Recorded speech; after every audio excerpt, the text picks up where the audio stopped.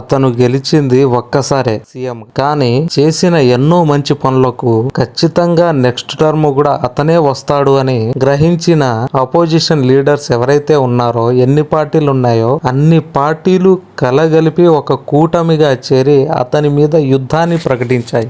అయినా కూడా ఎక్కడ బెదరకుండా భయపడకుండా ఒక్కడిగానే సింగిల్ గానే ఆ కూటమి అంటే ఎన్నో పార్టీల కలయికైన కూటమి మీద ఒక్కడిగానే పోటీ చేశాడు. ఒక్కడిగానే ఓడిపోయాడు. ఓడిపోయినా కూడా ప్రజలందరి హృదయాల్లో ఒక తీయని తీపి గుర్తుగా తన రూపాన్ని అచ్చు వేసుకొని మరీ ఓడిపోయాడు. 40% ఓట్లతో కూటమికి ఏమాత్రం తక్కువ కాకుండా 3 పార్టీలు కలిసి వచ్చిన కూటమికి కేవలం ఒక 30 లక్షల ఓట్ల తేడాతోనే ఓడిపోయిన ఏకైక నాయకుడు జగన్మోహన్ రెడ్డి. సింహంలా కదిలి కూటమి పార్టీకి ఎదురెళ్లి మరీ ఢీ కొట్టిన ఏకైక నాయకుడు జగన్మోహన్ రెడ్డి గారు. అలాంటి నాయకుడు ప్రజలందరి కోసం ఎన్నో పథకాలు, ఎన్నో అభివృద్ధి, స్కూల్స్ ఇలా చెప్పుకుంటూ పోతే ఈ వీడియో చాలదు, మన ఓపిక కూడా చాలదు, అన్ని చేశాడు. అలాంటి వ్యక్తికి ఇంత అభిమానం ఉండడంలో అసలు ఎటువంటి తప్పే లేదు. అలాంటి నాయకుడు దానికి అర్హుడు.